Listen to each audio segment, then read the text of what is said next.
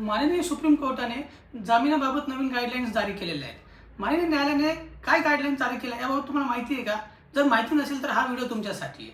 जेव्हा एखाद्या आरोपी विरुद्ध गुन्हा दाखल होतो तेव्हा त्या आरोपीला जामीन अर्ज माननीय न्यायालयात दाखल करावा लागतो. परंतु माननीय सुप्रीम कोर्टाने Zeba Khan versus state of UP या केसमध्ये असं सांगितलं आहे की जेव्हा एखाद्या आरोपी विरुद्ध गुन्हा दाखल होतो व तो आरोपी माननीय न्यायालयामध्ये जर का जामीन अर्ज दाखल करत असेल तर त्या जामीन अर्जाबरोबर त्या आरोपीने एक सत्य प्रतिज्ञापत्र दाखल करायला हवं.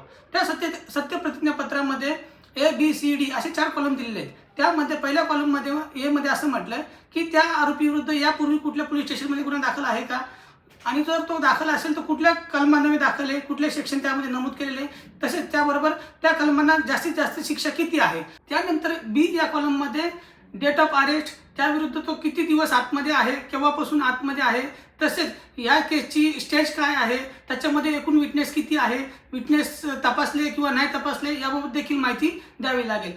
त्यानंतर कॉलम सी मध्ये असं नमूद केलेलं आहे की यापूर्वीचा त्या आरोपीचा गुन्हेगारी पार्श्वभूमी काय आहे, त्या आरोपी विरुद्ध जुने किती गुन्हे दाखल आहेत, त्या कोणकोणते सेक्शन प्रमाणे दाखल आहेत, त्यास किती शिक्षा आहे, याला यापूर्वी कोणत्या गुन्ह्यामध्ये शिक्षा झालेली आहे का, असे देखील त्यामध्ये ॲफिडेव्हिटमध्ये नमूद करणं आवश्यक आहे. त्यानंतर कॉलम डी मध्ये असं म्हटलंय की यापूर्वीचे कुठले जामीन अर्ज तुम्ही दाखल केला आहे का, कुठला रिजेक्ट झालाय का किंवा पेंडिंग आहे का, याबाबत नमूद केलेलं आहे.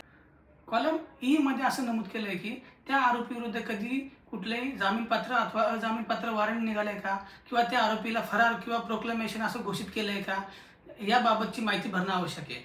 ही सर्व माहिती भरल्यानंतर हे सत्य प्रतिज्ञापत्र योग्य त्या सक्षम अधिकाऱ्यापुढे एक्झिक्यूट करणं आवश्यक आहे, आणि हे सत्य प्रतिज्ञापत्र जामीन अर्जासोबत जोडून माननीय न्यायालयात दाखल करणं आवश्यक आहे. याप्रमाणे माननीय सुप्रीम कोर्टाने Zeba Khan versus state of UP या केसमध्ये नमूद केलेले आहे.